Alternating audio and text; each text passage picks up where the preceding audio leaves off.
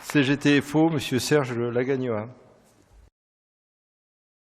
Monsieur le Président, chers collègues, Mesdames et Messieurs, la crise sanitaire liée à la Covid-19 n'est pas encore derrière nous et ses conséquences sanitaires, économiques et sociales sont déjà importantes.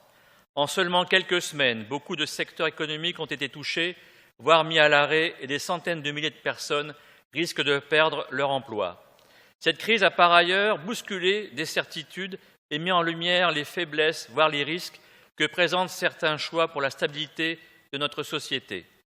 Nous assistons depuis plusieurs années à une volonté politique de diminuer le rôle de l'État, garant de l'intérêt général.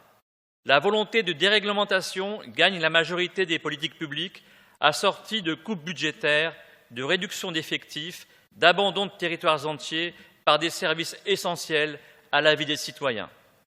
Malgré la détérioration de la capacité du secteur de la santé à répondre aux besoins de la population en raison des réductions des moyens financiers, matériels et humains depuis plusieurs décennies, l'engagement total des personnels et leur inventivité ont permis de sauver des milliers de vies. Nous les saluons et les soutenons dans leur combat pour redonner à notre système de santé la place et la reconnaissance qu'il mérite. Pour le groupe FO, cette crise montre à quel point les visions à court terme et la volonté de gagner quelques millions d'euros par-ci, par-là peut se payer en milliards de pertes, auxquelles s'ajoutent des milliers de vies, une souffrance humaine et une déstabilisation économique et sociale que l'on mettra longtemps à mesurer. Il est donc temps de repenser notre modèle. Le monde de demain doit mettre le social et l'humain au cœur de ses préoccupations.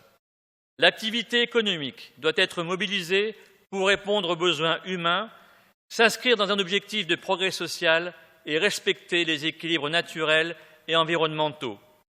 On doit arrêter les délocalisations à tout va, bâtir des modèles économiques au plus près des besoins des populations et renforcer nos législations pour combattre l'évasion et l'optimisation fiscale et le dumping social. Cette crise a montré la force de notre système social et la nécessité de le maintenir et de le renforcer. Ainsi, il est indispensable de retirer le projet de réforme de l'assurance chômage et de revenir aux conditions d'indemnisation signées en 2017 par les interlocuteurs sociaux afin d'éviter une augmentation très importante de la misère et de la pauvreté. Il en est de même du projet de réforme des retraites qui doit être abandonné. Nous refusons de donner comme perspective aux citoyens laissés sur la touche la possibilité d'accéder à un revenu universel pour solde de tout compte. Nous regrettons que la résolution du CESE reste vague sur les deux premiers points et n'indique pas l'existence d'un dissensus au sein du CESE sur le revenu minimum social garanti.